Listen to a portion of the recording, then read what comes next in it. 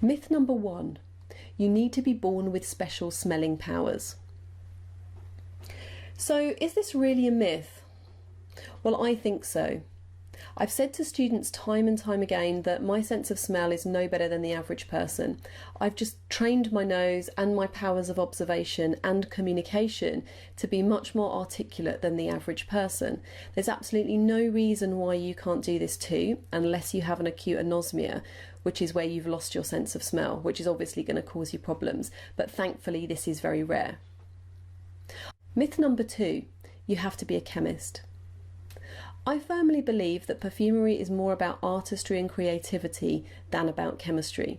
There are a great many perfumers who are not chemists, and in fact, if you look at the personality traits and mindset of what makes a good chemist and what makes a creative artist, they often seem poles apart. If you want to enter one of the industry perfumery schools, however, or train as a perfumer for a large company, then they will expect a chemistry degree. It's not unheard of for them to take on a non-chemist, but it's definitely not the norm. This is not because you need to be a chemist to be a perfumer, far from it, but the job of an industry perfumer is not so much about creative expression, but that of making functional products such as detergents and toilet cleaners smell good.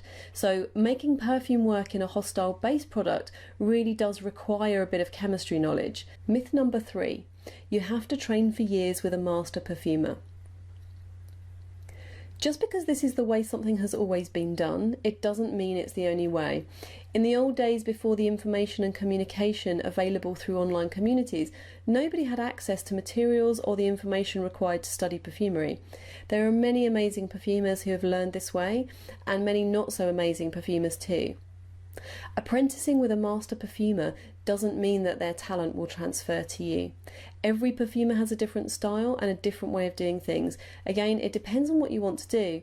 The industry frowns on self-taught perfumers, but the majority of training that commercial perfumers go through, a lot of it is self-study anyway. There are many self-taught perfumers creating and selling their own fragrances and doing really well, so please don't let this put you off.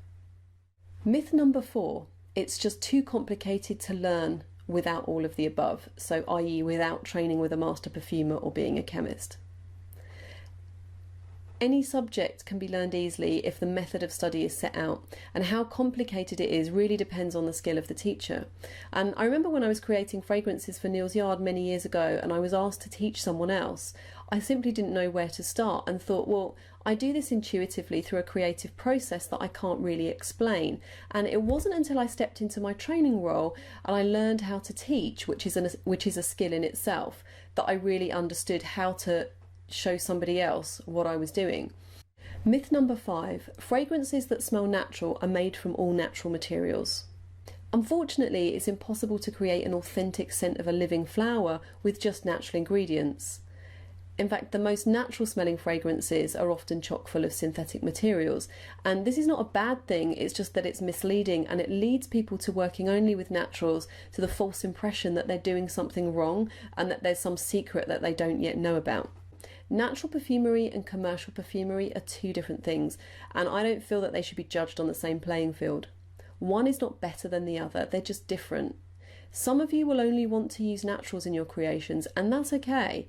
Some of you may find that using only naturals restricts your creativity and your artistic expression, and then you want to add synthetics to your repertoire later on down the line, and that's fine too. In my courses, I always start with naturals in any case, as I believe that they're the most interesting and they're a really important starting point for most good fragrances.